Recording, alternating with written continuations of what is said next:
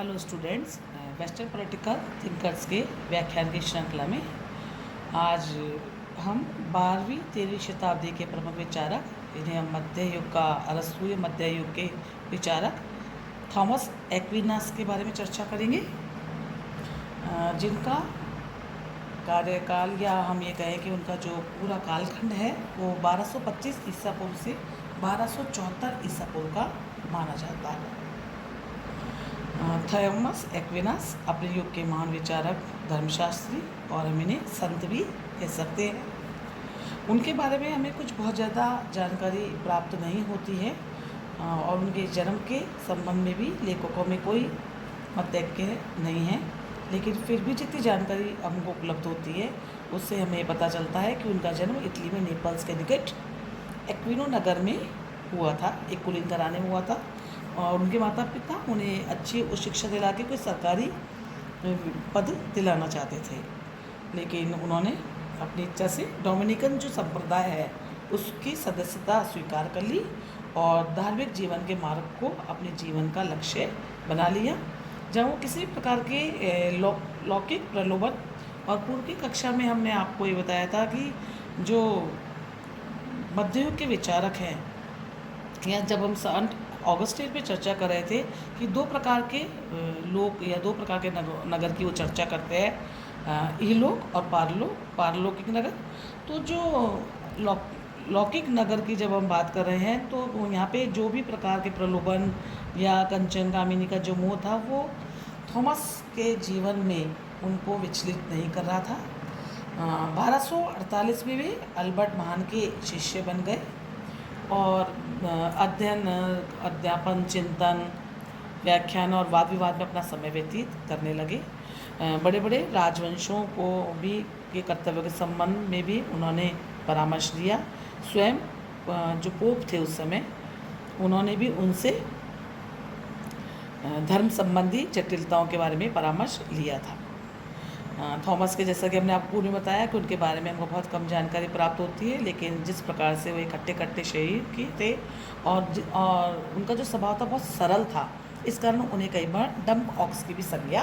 दी जाती है। आगे हम देखते हैं कि जो थॉमस का जो पूरा समय है या उस समय की जो एज है, ये बहुत अलग प्रकार का एक समय था।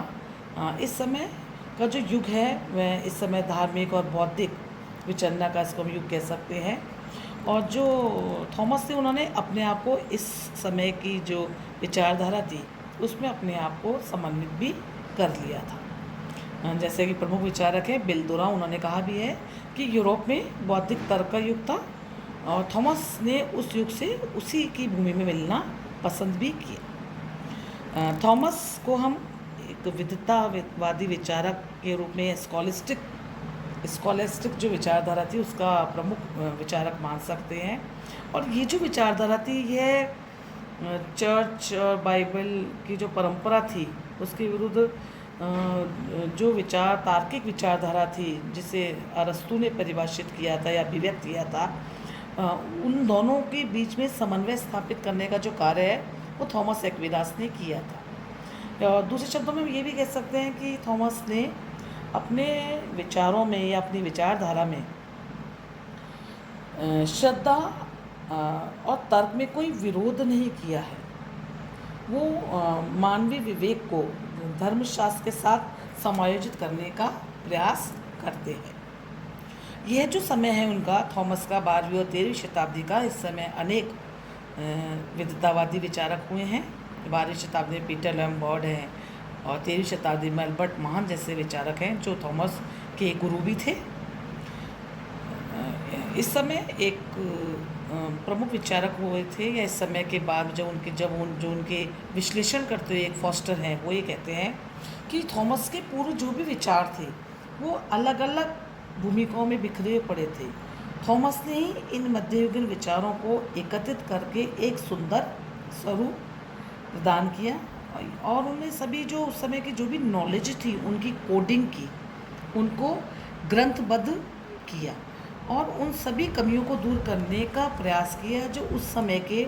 धार्मिक दार्शनिकों में या जो रिलीजियस थिंकर्स थे उनके विचारों में पाई जाती थी। थॉमस ने प्रत्येक चीज़ का आध्यात्मिकीकरण या धार्मिकीकरण करने का प्रयास नहीं किया जैसा कि उस समय के विचारक कर रहे थे, बल्कि उन्होंने आध्यात्मिकता को स्वीकार करते हुए भी विवेक को परिभाषित करने का प्रयास किया। इस समय एक विचारक जो उनके विचारों की विश्लेषण करते हैं, कैटलिन, उन्होंने भी कहा कि मानव विचारों की तरह इस समय थॉमस दो महान परंपराओं को मिलाने का प्रयास कर रहे हैं। एक तरफ वे प्लेटो के आदर्शवादी, नाटकीय और सत्तावादी विचार हैं, तो दूसरी तरफ सामान्य बुद्धि, उपयोगितावाद, वैज्ञानिक विचार हैं, उनमें समन्वित करने का प्रयास कर रहे हैं। आगे हम देखते हैं कि जो थॉमस एक्विनास की जो रचनाएं हैं वो धर्म और कानून पर व्याख्या ही नहीं दिखती हैं, बल्कि आज के समय की आधुनिकता को हमका दर्शन भी कराती हैं। जबकि हम आधुनिक राजनीतिक चिंतन के आरंभ का श्रेय मैकियावेली को देते हैं, लेकिन अगर हम देखें तो थॉमस एक्विनास के समय से ही आधुनिक समय प्रारंभ हो जाता है। उन्होंने कानून की भी विशिष्ट तरीके से को परिभाषित किया है, और उनकी जो रचनाएं हैं वह जब हम अध्ययन करते हैं तो हम ये पाते हैं कि थॉमस एक बहुत महान लेखक थे और अपने जीवन काल में उन्होंने अनेक रचनाओं का सृजन किया, और अपने जीवन का जो अंतिम उनके 12 ईयर्स हैं उसमें तो उन्होंने प्रमुख कुछ रचनाएं रचित की हैं, जिनमें विशेष रूप में हम सुम्मा थियोलॉजिका का नाम लेते हैं, या हम कह सकते हैं सुम्मा कॉन्ट्रो जेंटाइल्स उनकी एक बहुत प्रमुख पुस्तक है। साथ ही साथ उन्होंने अरस्तू के विचारों पर या अरस्तू की राजनीति पे जो टिक्काएँ कमेंट्रीज की है, या उस समय राजाओं के जो भी उन संबंध में उन्होंने उनका जो शासन व्यवस्था थी उन पे जो उन्होंने अपने आर्टिकल्स लिखे हैं, तो हम ये देखते हैं कि राजनीति पे थॉमस ने कोई अलग से कोई रचना नहीं लिखी है, लेकिन उनके जो विचार हैं, उनके जो राजनीतिक विचार हैं, स्पेशली हमको सुम्मा थियोलॉजिका में, या उन्होंने जो भी टीकाएँ लिखी हैं अरस्तू के विचारों पर, या उन्होंने राजाओं के शासन के संबंध में जो भी लेख लिखे हैं, तो उनकी जो पॉलिटिकल आइडियाज़ है वो हमको वहाँ से प्राप्त होते हैं। थॉमस एक्विनास की जो सुम्मा थियोलॉजिका जो उनकी जिसको हम सर्वोत्कृष्ट रचना कह रहे हैं, इस रचना में या इस पुस्तक में उन्होंने तर्कशास्त्र, धर्मशास्त्र, यहाँ की नीति शास्त्र, अर्थशास्त्र, राजनीति, सभी क्षेत्रों के बारे में अपने विचार प्रकट किया, और इन सभी के क्षेत्रों को अपने उसमें कवर करने का प्रयास किया है। और जो थॉमस की जो भी रचनाएं हैं, पुस्तक है, उन्होंने तो बड़े साइंटिफिक तरीके से सिस्टमेटिकली उनको अरेंज किया है। इसलिए एक प्रमुख विचारक हैं या जो विश्लेषण करता है, कैटलिन, उन्होंने ये भी कहा है कि यदि अरस्तू के बाद की अरस्तू की रचनाओं को अगर हम विश्वकोश का अगर दर्जा देते हैं, तो एक सुम्मा थियोलॉजिका के जो 8 ग्रंथ हैं उनको भी हम सिस्टमेटिक रचनाएं मान सकते हैं, या हम ये भी कह सकते हैं कि थॉमस एक्विनास संपूर्ण विश्व के जो भी क्रमबद्ध या व्यवस्थित दार्शनिक हैं उनकी श्रृंखला में उनको एक हम मान सकते हैं। Thank you.